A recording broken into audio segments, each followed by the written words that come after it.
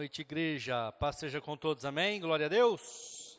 Daniel, capítulo 3, nós vamos ler 3 versículos, o 4, o 5 e o 6. E o arauto apregoava em voz alta: ordena-se a vós, ó povos, nações, gente de todas as línguas, quando ouvirdes o som da buzina, do pífaro, da harpa, da sambuca, do saltério, da gaita de foles e de toda sorte de música, vos prostrareis e adorareis a imagem de ouro que o rei Nabucodonosor tem levantado. E qualquer que não se prostrar e não adorar, será na mesma hora lançado dentro do forno de fogo ardente. Amém? Igreja, acho que todos conhecem essa passagem. Se trata de 3 jovens hebreus que foram levados cativos, não só eles, mas muitos outros. E além desses 3 jovens, também Daniel foi levado cativo e era pessoas importantes do reino de Israel na época. E por isso, por serem pessoas importantes, por terem um conhecimento maior, eles ficaram mais próximos do rei, eles foram ensinados, até sabe-se que eles não se contaminaram com as comidas do rei Nabucodonosor, e eles pediram para ser alimentados com hortaliças, com frutas, e foram mais fortes, mais inteligentes do que aqueles outros que estavam com eles. Mas aqui estava uma situação, aonde o rei Nabucodonosor mandou fazer uma grande estátua de ouro, um ídolo, uma imagem, aonde as pessoas, após ser tocado os instrumentos, após ser dada a ordem através dos instrumentos, eles deveriam se prostrar de joelhos e adorar a imagem daquele rei, aquela imagem, aquele ídolo que foi feito na Babilônia. E nós podemos ver que aqui é a ordem dada, e nós podemos ver também que existe uma consequência se a ordem não for cumprida. E a consequência era: se vocês não se prostrarem, vocês serão lançados, aquele que não se prostrar será lançado na fornalha de fogo ardente. Tudo na nossa vida é assim. Existe uma ordem, e se você não cumpre, se você não anda conforme aquele padrão que foi estabelecido, existem consequências, existem situações que vão te punir. E aqui nós podemos ver a estátua, símbolo da vaidade daquele rei, símbolo de poder humano, porque ele havia conquistado naquela época todas as nações, e ele, Nabucodonosor, rei da Babilônia, rei dos caldeus, também em muitas passagens citados, ele dominava o Oriente Médio naquela época, ele dominava todas as nações. Vocês conhecem a história, inclusive, que por ele se exaltar, pela soberba entrar no seu coração, e ele não lutar contra isso, ele pastou 7 anos devido a essa situação.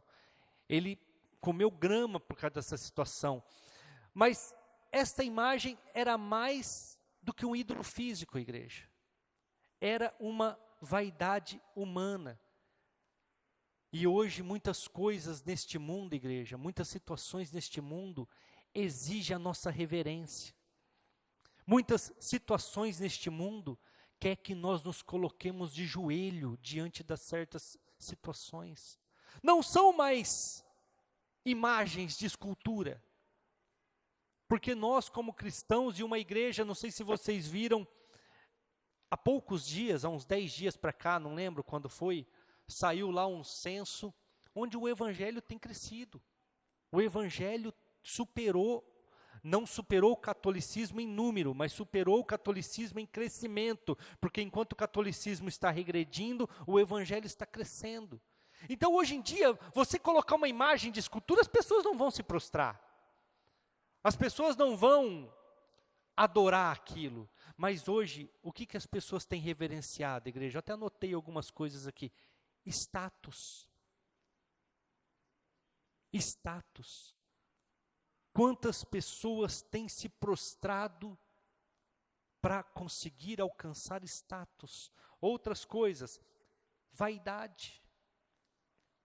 Quantas pessoas têm buscado a forma perfeita, têm adorado, têm se prostrado diante de símbolos humanos? O sucesso.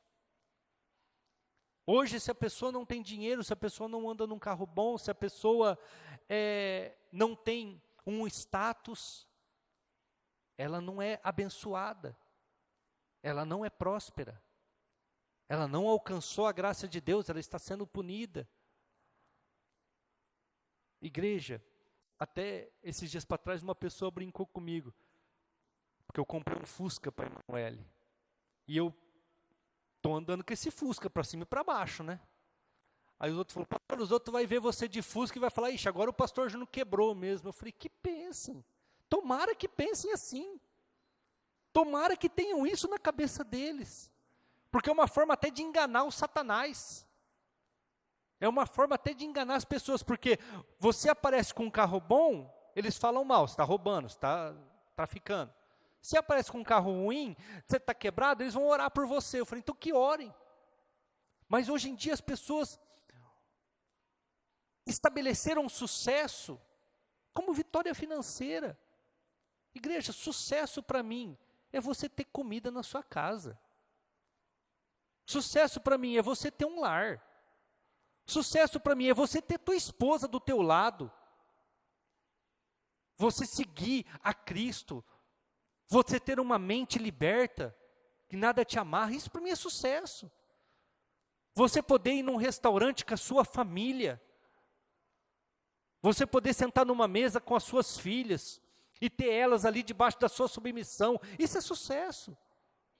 Dinheiro, fama, poder, essas coisas, só traz vaidade, como trouxe no coração de Nabucodonosor. Nós vivemos uma geração, igreja, onde ser fiel ao Senhor é difícil. Onde você ser fiel a Cristo não é fácil. Aonde as pessoas estão reverenciando mais a criatura do que o Criador. Onde as pessoas reverenciam mais a pessoa do que a palavra. Onde as pessoas reverenciam tantas outras coisas e esquecem de reverenciar Jesus. Ser fiel hoje em dia, igreja, chegou a tal ponto de ser desvantagem. As pessoas que são fiéis estão em desvantagem de tanta pressão que existe para que a gente se molde ao sistema, às coisas deste mundo, sendo que a própria Bíblia diz, não vos conformeis com este mundo, mas transformai-vos pela renovação da vossa mente. Mas as pessoas querem mais. Por quê? Porque o sistema é constante. Você olha na televisão, está lá uma propaganda de algo que você deseja. Você liga seu rádio, está lá uma programação de algo que você sonha. Você conversa com alguém, ele está querendo conquistar algo, e você está lá, mas por que eu não? Igreja, esses 3 jovens, eles eram jovens posicionados. Eram pessoas que não iriam se prostrar diante das coisas deste mundo. E nós precisamos aprender muito com esses jovens, porque pior do que a fornalha, igreja, é se curvar. Pior do que a fornalha é você se ajoelhar e reverenciar aquela estátua. Aí você pode falar, Júnior, mas por quê? Eu vou mostrar o óbvio para vocês. E se vocês quiserem, a gente até lê na Bíblia. Mateus capítulo 4. Jesus faz um jejum de 40 dias e 40 noites, e olha que ele sai daquele jejum. A Bíblia fala que Satanás se coloca de frente com ele para lhe tentar. E a última tentação qual que é? Olha aqui, até onde o seu olho alcança. Está vendo todas as nações, todas as glórias das nações? Qual que é a oferta, igreja? Tudo isso lhe darei, se prostrado me adorares.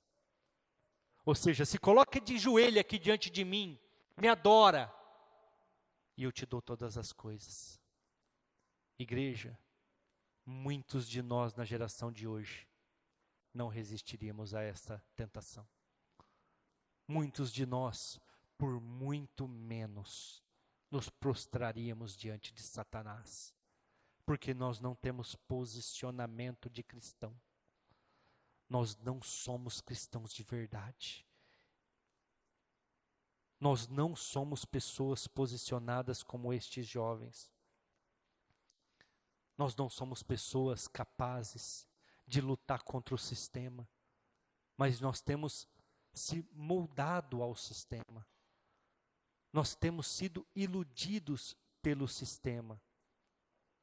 Ah, pastor, mas eles desobedeceram a ordem do rei. Eles se posicionaram.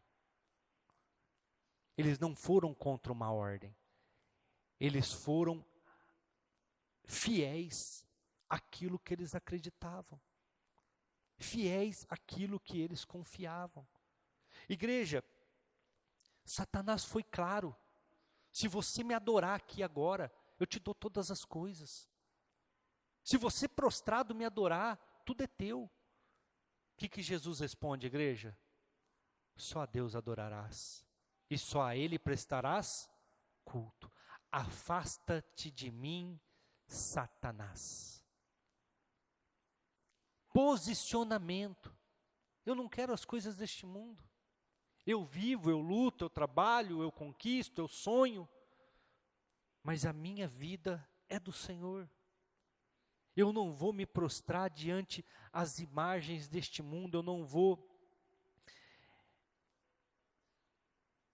me submeter às coisas que o mundo oferece, para poder deixar o Evangelho, para poder deixar aquilo que é verdadeiro. O mundo continua criando imagens, igreja, padrões de perfeição. O mundo continua criando ideologias dominantes. Pessoas amam ideologias, muitas vezes nem leem a Bíblia. Amam fulano de tal. Eu já falei aqui, e é uma coisa que eu peço até perdão muitas vezes para Deus, mas eu falo, eu sou espontâneo nisso, eu odeio a palavra coach. Eu odeio a palavra coach. Um monte de gente que se prepara, faz um monte de curso para levar as pessoas às emoções, às lágrimas, e as pessoas pagam, as pessoas vão atrás, as pessoas idolatram, as pessoas ficam horas esperando o coaching para fazer uma palestra, mas não conhece nada de Bíblia. Vai todo mundo motivado para o inferno. Todo mundo motivado e cheio de força, descer o elevador para os quintos dos infernos. Porque não conhece a Bíblia. Não são posicionados diante de Cristo. Mas são coacheados por pessoas, por homens. Pastor, mas eles falam a palavra. Sim, porque sem a palavra eles não conseguem motivar ninguém. Se eles não usarem o Evangelho, eles não conseguem levar ninguém a lugar nenhum. Mas usam de maneira errada para ganhar dinheiro. A Bíblia fala muito claro, de graça dai, de graça recebei. Igreja, nós temos vivido filosofias que tentam substituir a palavra de Deus. Deixam de vir num culto com uma facilidade tremenda, mas não deixam de participar do coaching. 400, 500, R$1.000, mas pagam. Para dar o dízimo, às vezes, é uma desgraça de dificuldade, mas pagam, o coaching paga. Igreja, eu tenho tanta dificuldade com a palavra coach, que uma pessoa entrou em contato com a loja sábado, a hora que eu vi que era coaching, eu falei, não vou nem dar atenção. Verdade mesmo, depois eu pedi perdão, falei, Senhor, me perdoa, tira isso do meu coração. Mas igreja, nós temos substituído a palavra do Deus vivo que te salva, que te cura, que te liberta, que te restaura, que te mantém em pé, que abençoa teu casamento, que abençoa tua casa, que te dá condições de você trabalhar, de você produzir, de você prosperar, por fagulhas de fogo. Foi lá, recebeu pagou caríssimo por isso. Ficou motivado ali uma semana e depois voltou na mesma ladainha, na mesma dificuldade, na mesma situação. Sabe por quê? Porque não somos posicionados. Não sabemos o que queremos. Andamos de qualquer jeito. Jesus até fala, quando ele olha lá para o templo, ele fala assim, eu tenho dó desse povo, porque são ovelhas sem pastores. Andam de um lado para o outro, qualquer vento de doutrina. Ele chegou até mudar o nome de Pedro, porque Pedro era Cefas e Cefas é vara. Falou, você vai para lá e para cá, conforme você conduz. E isso é tão simples de entender. Senhor, eu vou contigo até a morte. Jesus falou, rapaz, ainda hoje você vai me trair 3 vezes antes do cantar do galo. E nós sabemos que aconteceu isso. Igreja, nós precisamos ser pessoas posicionadas. Vamos continuar. Daniel capítulo 3, versículos 16 ao 18. Daniel 3, do 16 ao 18. Responderam Sadraque, Mesaque e Abidnego e disseram ao rei Nabucodonosor, não necessitamos de ti de responder sobre este negócio.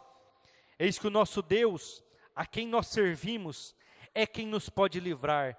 Ele nos livrará do forno de fogo ardente e da tua mão, ó rei. E se não, fique sabendo, ó rei, que não serviremos a teus deuses, nem adoraremos a estátua de ouro que tu levantastes. O rei chamou os 3 lá, que foram acusados por pessoas de não terem se prostrado. É igual nós estamos todos aqui, todo mundo se prostra de joelho, mas 3 de nós não se prostram e ficam em pé. É aparente, todo mundo vê. Então o rei manda chamar eles, e como eram pessoas sábias, como eram 3 jovens intelectuais, amicíssimos de Daniel, que era um cara muito próximo do rei, ele dá uma segunda chance, ele fala assim, olha, nós vamos tocar de novo aqui, os instrumentos, nós vamos tocar o pífaro, nós vamos tocar aqui os instrumentos para que vocês possam ter uma segunda chance e vocês possam se dobrar. Vocês falam, nós não vamos nos dobrar, não precisa nem tocar, porque nós não vamos nos prostrar. Sabe o que eles estavam dizendo? Nós não negociamos a nossa fé. Nós não negociamos os nossos princípios por proteção tua. Por causa da fornalha? Pode jogar a gente na fornalha. Se a gente morrer lá dentro, amém. Pelo menos nós não nos prostramos diante da tua idolatria. Mas Deus que nós servimos pode nos livrar. E se Ele nos livrar, Ele é Deus. Tem até uma canção, né, que fala isso, né?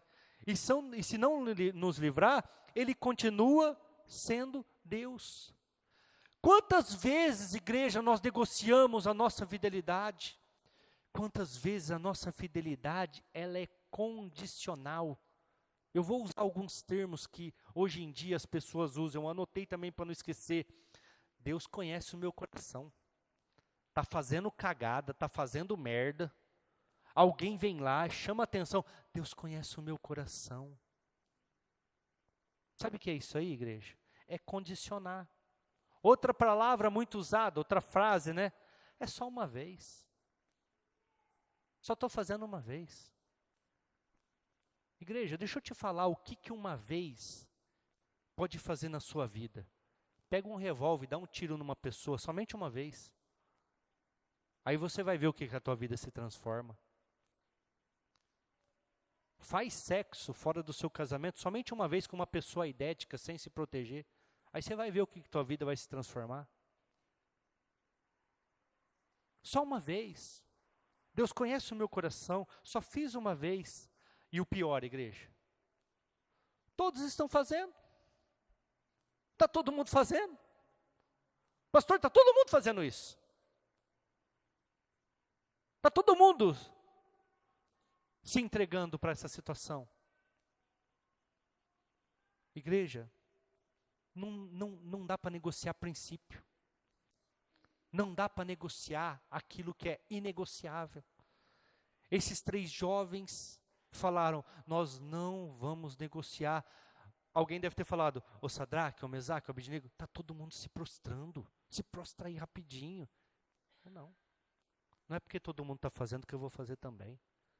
Não é porque todo mundo está vivendo dessa maneira que eu vou viver também. Nós não negociamos a nossa fé. Eu não vou condicionar os meus princípios para poder alcançar alguma coisa.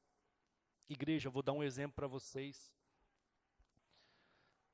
Elias vai lá, mandado por Deus, ora e determina, só vai chover novamente quando novamente eu orar. E ele faz a oração diante de Acabe, diante de Jezabel, e a Bíblia fala que Deus fala para ele, Elias, agora vai para tal lugar, tem um ribeirinho lá, fica lá, eu vou te alimentar, porque vão tentar te matar. E igreja, o ribeiro não era longe de Jerusalém. Procuraram Elias por tudo quanto é lugar, não acharam. Por que não acharam? Porque Deus guardou ele ali. Deus escondeu ele ali. E todos os dias, de manhã e de tarde, o que acontecia? Alguém lembra? Um corvo vinha e trazia alimentos para Elias. Aí, de repente, o que acontece com o ribeiro, igreja? Secou. Aí Deus aparece para Elias e fala assim, vai para Sarepta, tem uma viúva lá, eu já dei ordens para ela, ela vai te sustentar até isso tudo passar. Resumindo, ele foi para lá, todo mundo lembra, a farinha da panela nunca acabou, o azeite da botija também não se encerrou, até que acabou-se aquele tempo de sequidão, 3 anos e 6 meses sem chuva sobre a terra. E aí Deus fala para ele, agora volta para Jerusalém, faz a mesma oração para que chova. Só que daí ele voltou para lá, desafiaram ele, a Bíblia fala que ele matou 450 profetas de Baal, idólatras, e Jezabel falou para ele, do mesmo jeito que você matou, mandou um recado, né? Do mesmo jeito que você matou os profetas, você vai morrer também. E a Bíblia fala que ele vai para o Monte Horebe, lá tem uma gruta, uma caverna, ele se deita lá, e a Bíblia fala que no seu íntimo, nas suas orações, ele pede para Deus o matar. Ele pede para Deus que tirasse a sua vida. E um dos argumentos de Elias era, só eu sou fiel a ti, Senhor. Só eu não me prostro diante de Baal. Só eu que encaro Jezabel e Acabe. Só eu se vitimizando. E se vocês quiserem ler, até Arthur, coloca para nós lá, para vocês depois lerem essa história que é legal. 1 Reis, capítulo 19, verso de número 18. Isso é uma resposta de Deus para Elias. Também eu fiz ficar em Israel 7.000, diga comigo assim, igreja, 7.000. Ele dizia que era só ele, sim ou não? Depois vocês podem ler o contexto. Só eu fiquei, Senhor. Coitadinho de mim. Só eu que não me prostro. Me mata. Deus fala, eu separei, eu fiz ficar em Israel 7.000. Todos os joelhos que não se dobraram a Baal e toda a boca que não o beijou. Ele falou assim para Elias, Elias, tem 7.000 homens que não se prostraram. Tem 7.000 pessoas que estão lá em Israel que não se dobraram diante de Baal. Ah, mas todos estão fazendo. Não estão. Não estão. Isso é, como eu disse aqui, uma forma de condicionar. Igreja, passar pela fornalha, passar por lutas, passar por dificuldades, todos nós vamos passar. Ninguém aqui vai ser poupado. É necessário, na verdade, eu vou explicar para vocês por que é necessário. Agora nós temos que ter no nosso coração a convicção e o posicionamento de falar, não é porque existem consequências que eu vou me prostrar. Não é porque existem consequências que eu vou deixar de ser fiel. Igreja, nós precisamos ser fiéis. Aquilo que nós somos, aquilo que nós almejamos. Toda vez que nós escolhemos ser fiel, vai custar alguma coisa para você. Você vai perder amigos, você vai perder admiradores, você vai perder seguidores, vamos falar assim, que hoje a moda é os seguidores. Toda vez que você se colocar para ser fiel, vai ter consequências. Mas o que é importante, igreja, assim como Sadraque, Mesaque e Abednego, é que Deus está vendo e Ele está preparado para descer até no teu lugar de luta, para te ajudar. A pastora pregou aqui domingo passado, Jó oferecia holocaustos para si, para sua esposa, para os seus filhos, com medo de alguém não oferecer. E no entanto ele passou tudo aquilo. Só que no final da vida dele, lá em Jó 42:5, ele fala: antes eu te conhecia por ouvir falar, hoje os meus olhos te veem. Ou seja, hoje eu sei que o Senhor existe, porque o Senhor me abençoou, o Senhor me ajudou. E por último, igreja, Daniel capítulo 3, e o mais importante, eu acredito, versos 23 ao 25.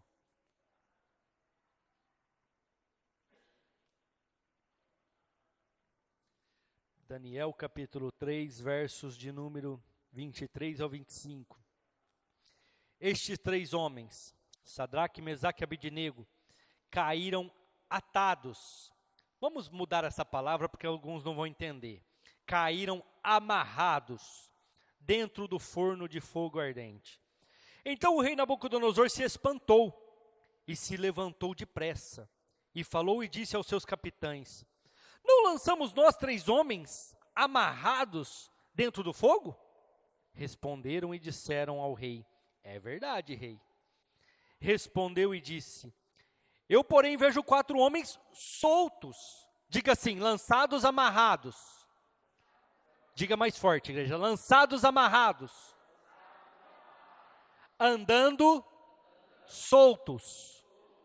Gravem isso. E estão passeando dentro do fogo, e nada há de lesão neles.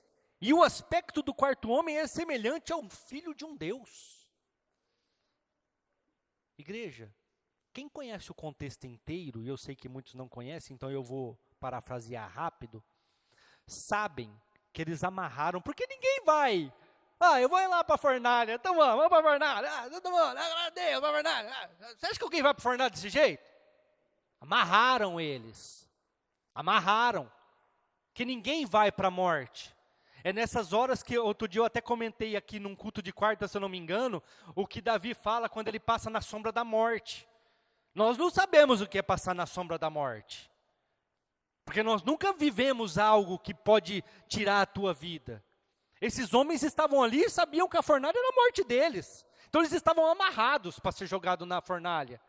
E as pessoas, os guardas que foram jogados na fornalha, o que aconteceu? A hora que se abriu as portas das fornalhas, como elas estavam aquecidas 7 vezes mais, o calor, o bafo que saiu, matou os soldados. Mataram os soldados, ou seja, para vocês verem que ia matar mesmo. Era para matar, não era uma fogueira igual tem aqui nas festas mundanas, principalmente juninas que nós chamamos, onde as pessoas andam descalças da fogueira. Não era aquelas brasas não.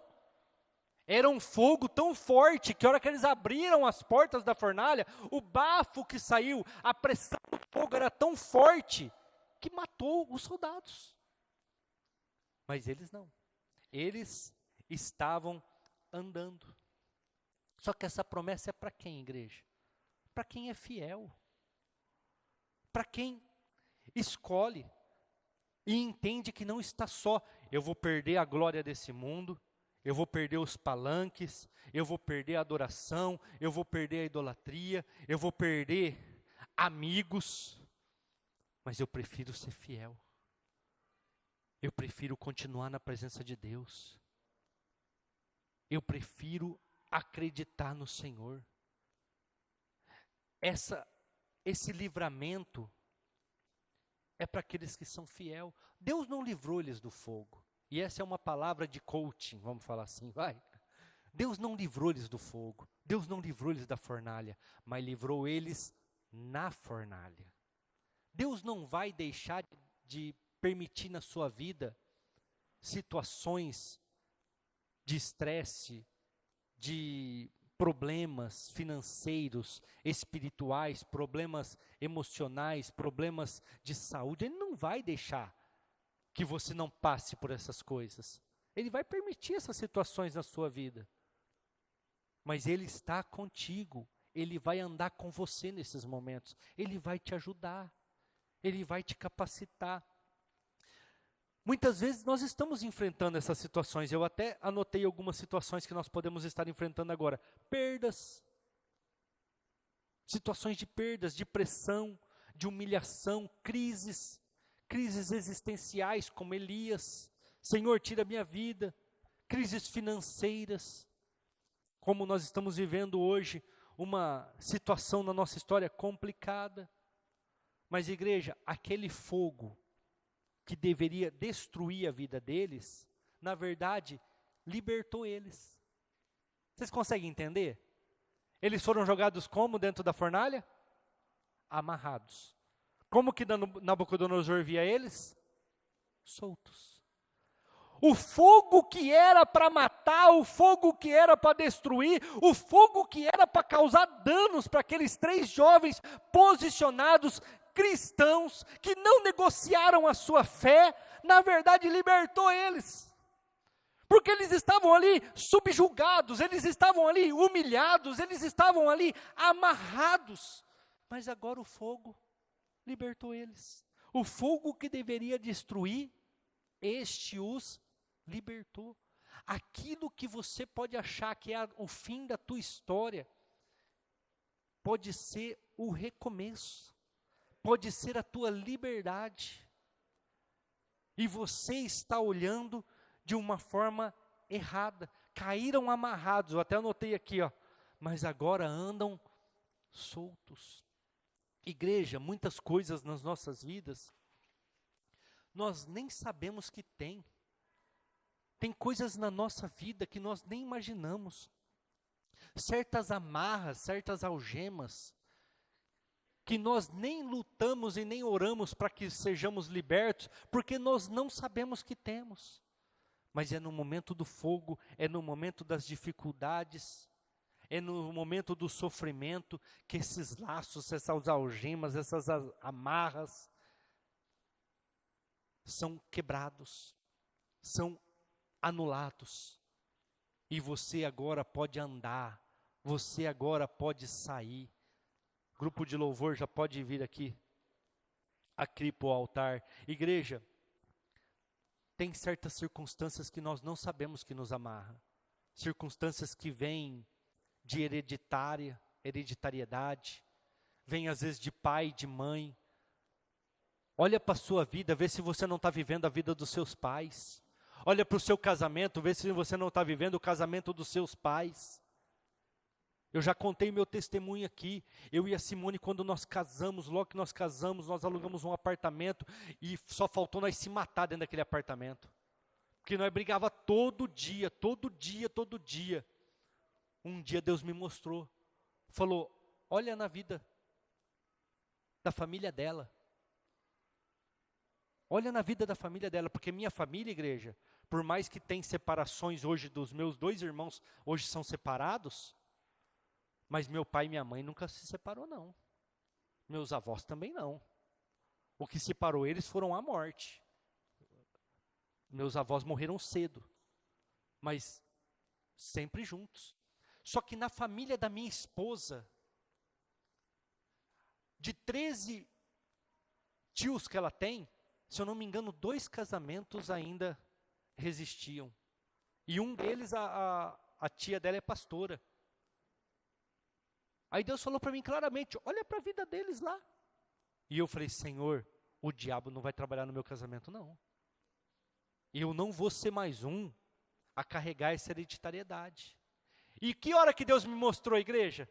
Na hora do fogo, na hora da tempestade, na hora das lutas, na hora da fornalha. Então eu orei, eu determinei, e nós estamos aí. Agora é dia 29 de agosto de 2026, 25, né, se nós estamos. Vai completar 22 anos de casado. 22 anos junto. 24 anos juntos e 22 de casado. Mas eu não sabia desses laços na vida da minha esposa.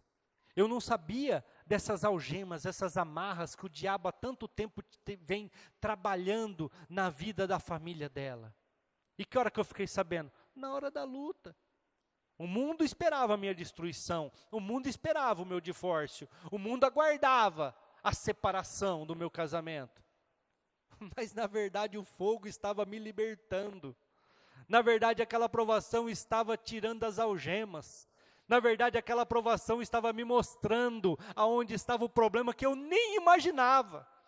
E eu falei, Senhor, eu não vou viver aquilo que os meus pais viveram. Eu não vou viver aquilo que os pais dela, os tios delas viveram.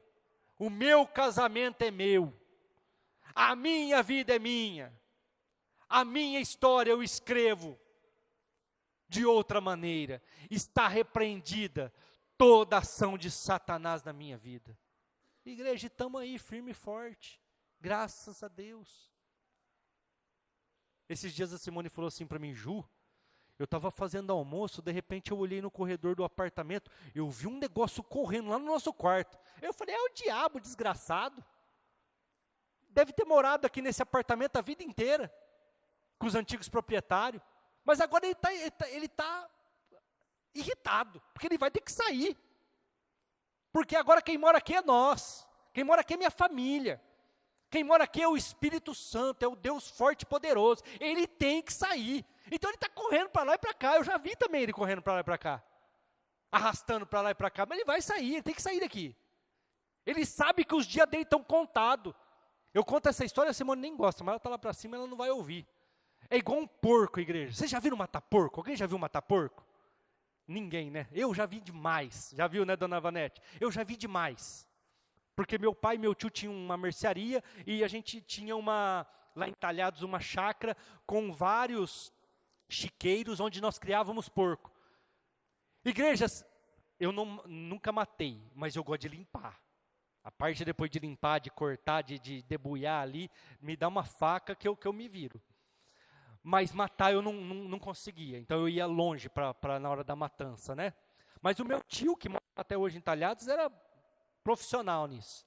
Igreja, a hora que ele enfiava a faca, o porco gritava, mas daqui a pouco o que acontecia? Silêncio. Por quê? Morreu. Ele sabe que os últimos minutos dele estão ali, que ele vai morrer. Falei para Simão, deixa ele correr para lá e para cá, deixa ele tem que sair daqui. Ele tem que sair daqui, porque agora quem mora nesse apartamento somos nós. Agora quem está habitando, não sei por quanto tempo, porque é alugado, mas somos nós, e eu estou ungindo os umbrais desse apartamento, eu estou ungindo as portas, eu estou ungindo tudo quanto é lugar. Então ele tem que sair, ele tá gritando igual um porco, mas ele sabe que ele vai morrer. Igreja, tem situações que você só se liberta, você nem sabe que existe, mas você só se liberta na hora da provação, na hora da fornalha, na hora do fogo. Não tenha medo da fornalha, não.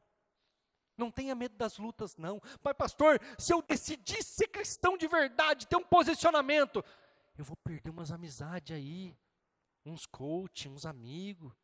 Igreja, não tenha medo, não. Porque daí quem vai vir para te ajudar, quem vai vir para te auxiliar na tua casa, na tua família, nos teus negócios, é o próprio Deus.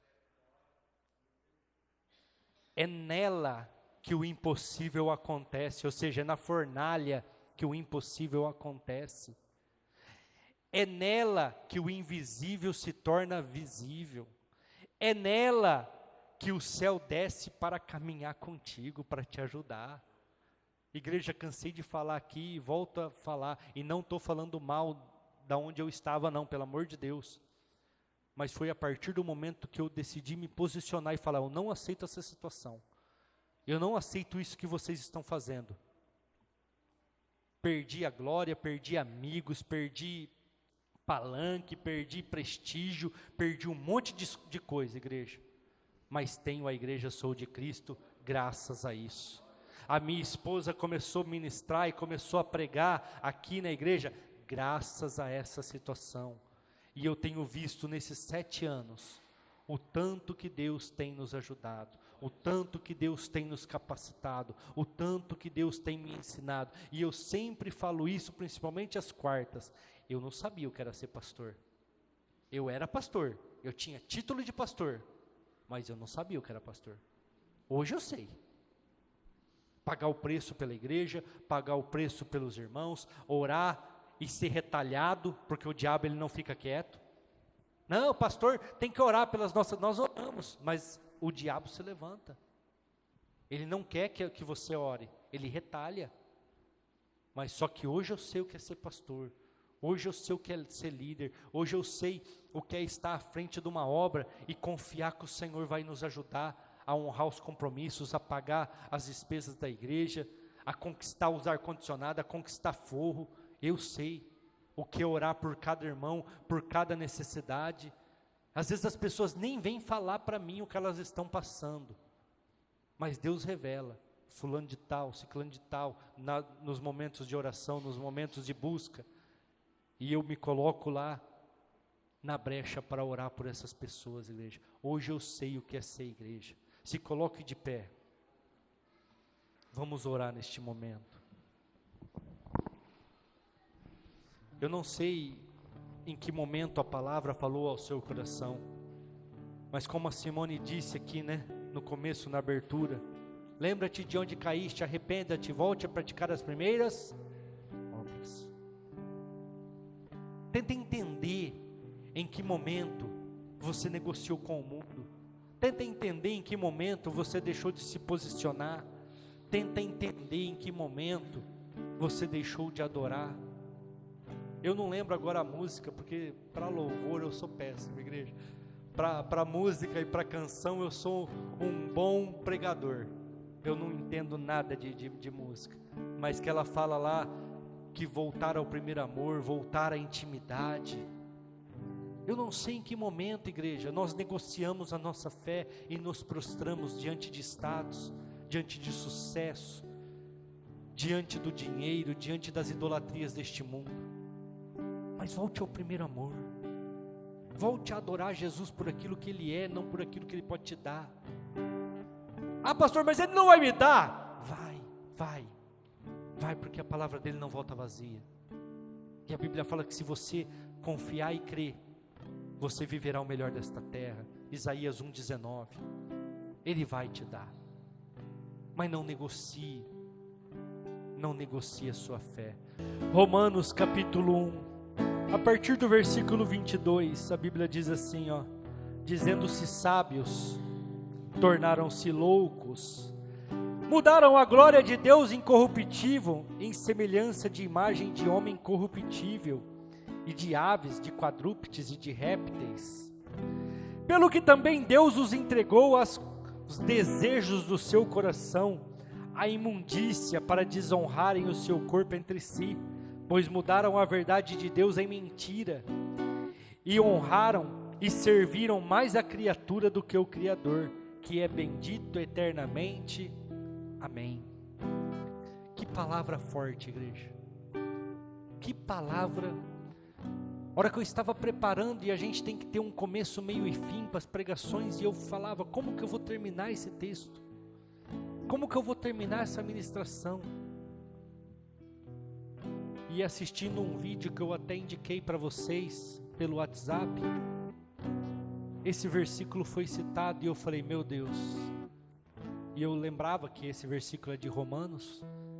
Eu falei, esse versículo vai ser o término da minha ministração. Trocaram a glória de Deus incorruptível por coisas corruptíveis. Ou seja, trocaram uma glória eterna por coisas passageiras. Deixaram de adorar o Criador para adorar imagens, para adorar status, para adorar pessoas, para adorar ídolos. Abandonaram a palavra de Deus. E aí a Bíblia fala, por isso Deus os abandonou aos seus desejos e às suas vontades. Façam o que vocês quiserem. Vai lá, desfruta do que vocês quiserem. Se vocês continuarem lendo, vocês vão ver que até ele fala de homossexualidade. Ele fala, mudaram o uso do corpo natural, homem com homem, mulher com mulher, e terão no seu próprio corpo a recompensa da sua falha. Aí hoje nós vemos aí tantas dificuldades que essas pessoas sofrem e passam. Igreja, tudo isso sabe por quê? Porque nós estamos vivendo um momento difícil da nossa história, momento da igreja morna. Agora no mês de julho todas as quartas-feiras nós vamos pregar escatologia, todas as quartas-feiras. Sabe por quê, igreja?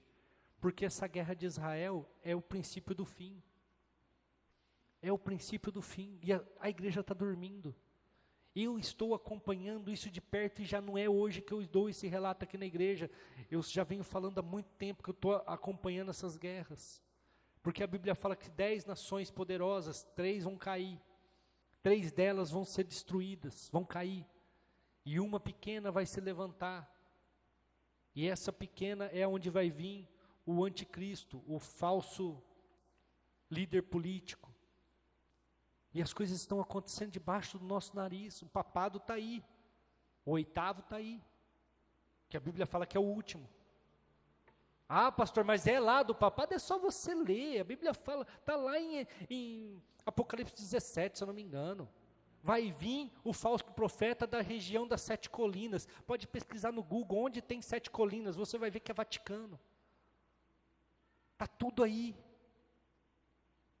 E as pessoas estão adorando imagens, estão adorando pessoas, estão negociando a sua fé, estão se corrompendo, estão se entregando para as coisas do mundo. Ah, mas foi só uma vez, pastor. Se você matar uma vez só, você vai ser julgado, você vai ser fichado, e o resto da sua vida, a hora que um policial te parar, você tem passagem pela polícia. Ah, pastor, mas está todo mundo fazendo. Está todo mundo fazendo. Eu quero até ler um outro versículo, eu não ia ler, porque eu escolhi esse para encerrar, mas está aqui nas minhas anotações, então eu vou ler mais um versículo. Mateus 7, versículo 21. Nem todo o que me diz, Senhor, Senhor, entrará no reino dos céus, mas aquele que faz a vontade de meu Pai, que está no céu. Não é todo mundo que fala, Senhor, Senhor, glória a Deus, aleluia, que vai entrar no reino dos céus. Quem vai entrar é quem faz a vontade do Pai. Quem vai entrar é quem é fiel. Quem vai entrar é quem não negocia a sua fé. Amém? Glória a Deus. Foram edificados? Palavra mais forte assim é complicada, né? Mas é elas que nos direcionam. É ela que nos fazem acordar para a vida. Então, é difícil? É. Mas a Bíblia, ela tem mais exortação do que promessa. Porque como eu disse, as promessas elas vão se cumprir, porque Deus não é homem para que minta, nem filho do homem para que desista. Prometendo ele não cumpriria, dizendo não faria, Números 23, 19. Ele vai cumprir as promessas, mas ele te adverte a todos os momentos, cuidado com as idolatrias, cuidado com as coisas deste mundo, cuidado com aquilo que te oferece. Cuidado, porque você pode ser corrompido e levado para o inferno. Amém? Vamos orar, vamos encerrar, vamos para a nossa casa.